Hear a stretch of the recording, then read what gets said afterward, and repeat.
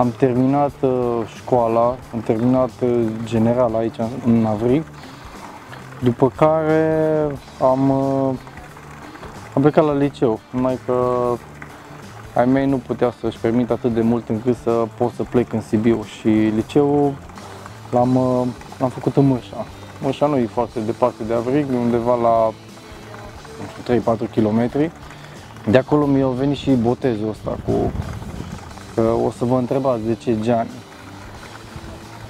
Normal că mă cheamă Zugrăvescu, dar Gianni a venit de la un coleg de clasă, am în clasa 9. Tipul, nu știu, văzut un film. Ideea era că personajul acela semăna foarte mult cu mine și atunci el, văzând filmul, a doua zi a venit și mi-a zis așa din start: bă, Gianni. Am avut un șoc, pentru că pe vremea aia chestiile astea cu numele împrumutate nu prea se purta. Unul dintre profesori s-a apucat să duce la catedră, mă știau profesorii clar. Deci era chestia, stă cu catalogul în mână, se ridică sus, mă vede în bancă. Gianni în picioare. Da. Pe tine cum te cheamă?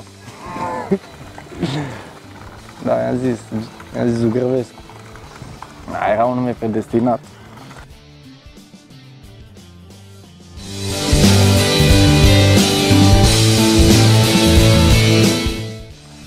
Să mă uit la ea pe sau ea să uite la mine?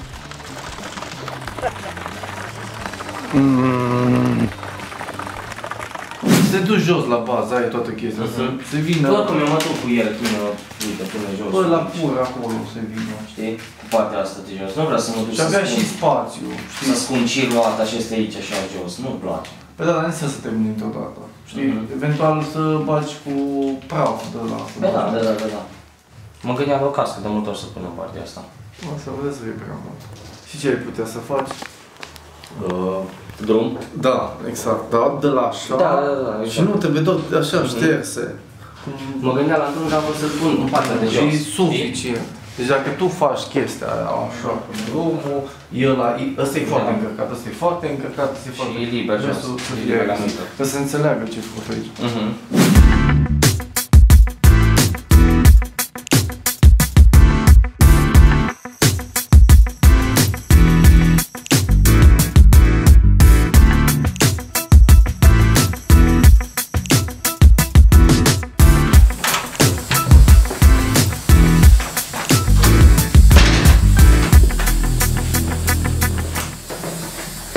Salutare! Bine te-am găsit. Ce faci? Bine, uite, te așteptam. Foarte bine, foarte bine.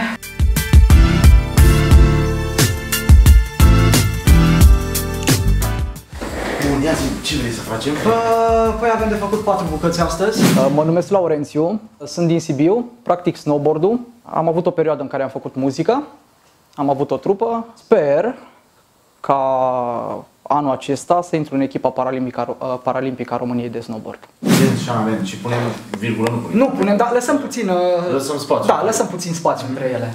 E o chestie din budism care se referă la adevăr, la compasiune și înțelegere. Deci am citit niște lucruri care pe mine m-au schimbat în timp și din cauza asta fac tatuaj.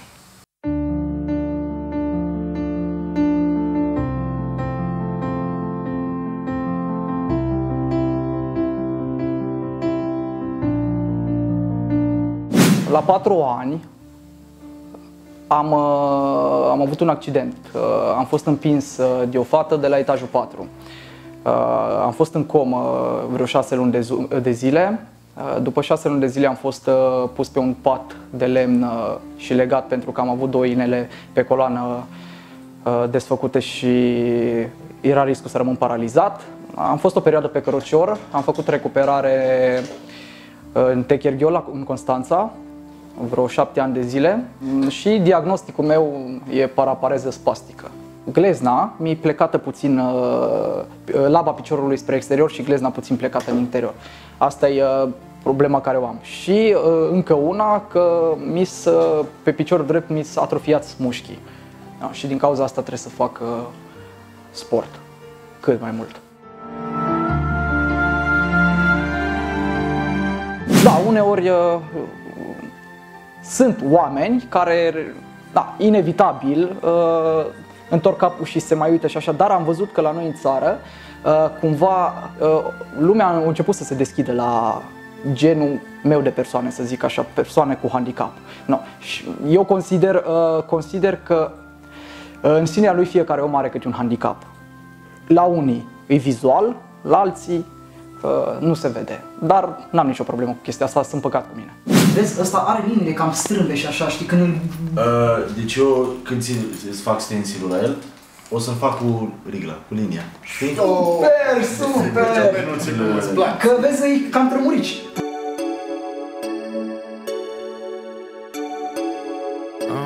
Think that she know.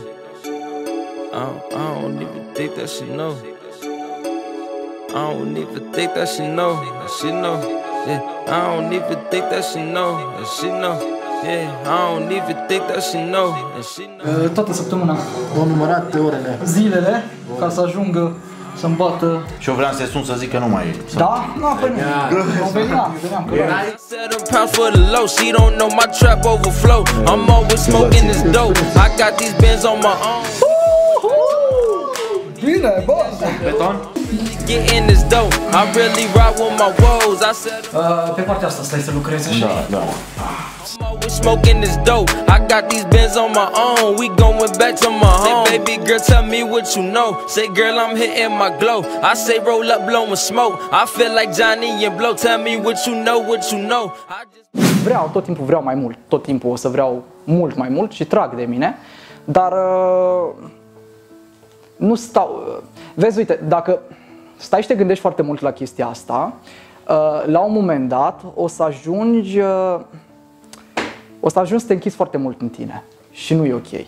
No, e bine cumva să trăiești și să trăiești din plin ca să compensezi. A venit la Gianni să-și facă ceva și așa l-am cunoscut pe el. După care a venit să-i pun un piercing în limbă. A rămas un pic șocat că de obicei în limbă, după ce îl pui cam 3-4 zile, ai probleme mari cu limba, adică. Și el n-a avut nimic. N-a avut nicio treabă și așa ne-am cunoscut noi. E un om super ok, deși are probleme, nu are nicio treabă cu chestia asta.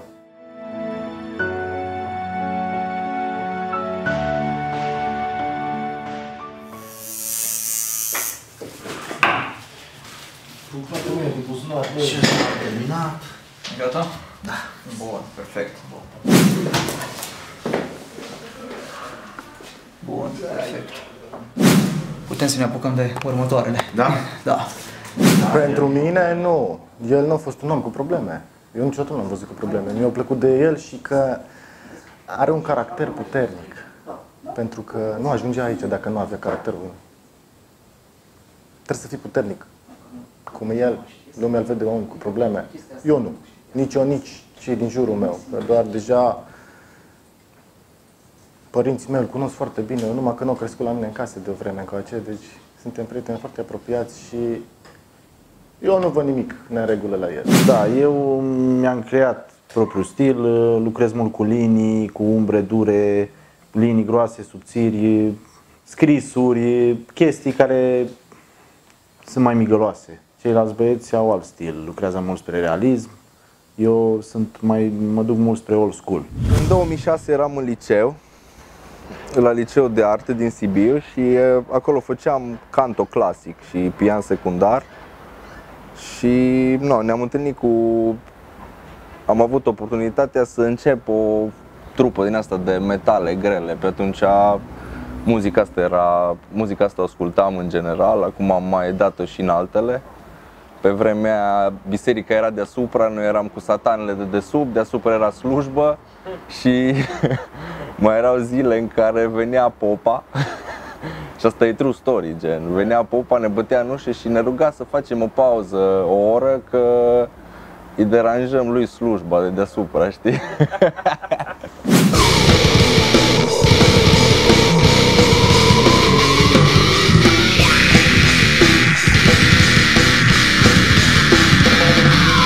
Anul acesta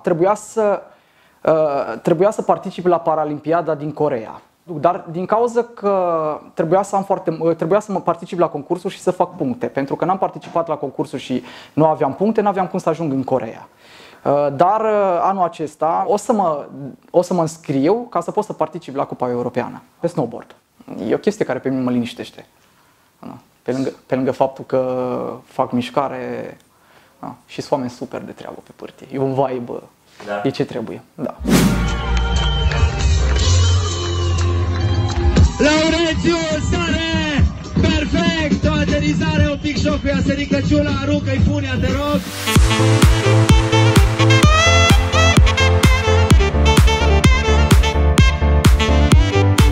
S-a comportat super ok, n-am avut nicio treabă, nu am mișcat, a rezistat, deși i-am făcut pe coaste, de o durere foarte mare. După primele 2 tatuaje am făcut pauză, restul a fost ok, are o piele foarte ok. Știu că în tatuaje se avansează lucrând, cu cât lucrezi mai mult, cu atâta poți să avansezi, nu să stai, să faci un tatuaj pe săptămână, atunci nu faci nimic, stagnezi și acolo rămâi.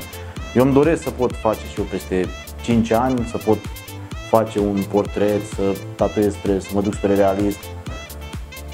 Dar oricum mă mulțumesc acum cu ce eu îmi văd evoluția, eu știu cum am apucat și cum am ajuns acum. Mă uit foarte mult la tatuajele de le fac când sunt liber, caut să mă perfecționez. Gata și ăsta. E cazul și plece acasă. Oi, da. Oi, da. Să vezi cum ai ieșit. Super. E gata. E ce trebuie? Primul tatuaj a fost făcut acum vreo 10 ani de zile. Fratele meu a murit acum vreo 17 ani de zile. Și am zis, m-am dus și mi-am bătut tatuajul și am zis, bă, mă duc și îmi bat un singur tatuaj, dar tatuajul care îl bat să fie pentru el.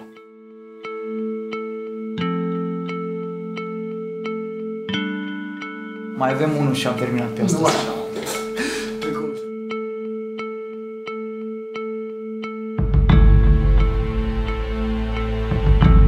Am 3 stele. Stelele acelea reprezintă... Eu mi-am format un drum în viață. Am așa o gândire cum trebuie să-mi parcurg viața. Stelele le-am bătut ca să-mi amintesc tot timpul că am un drum de făcut și să nu mă bat de la drumul ăla. Asta înseamnă, e călăuza mea.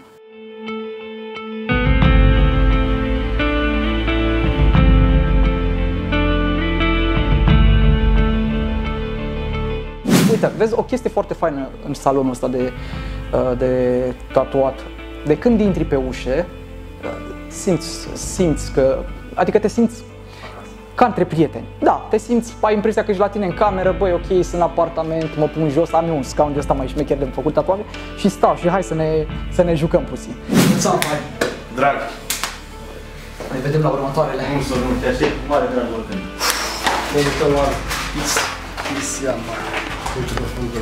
Avem jumătate de zi de când suntem la Gianni Tato, la cabinet. Am bătut câteva tatuaje pe noi, mulțumit de ele. Așteptăm să venim la următoarele.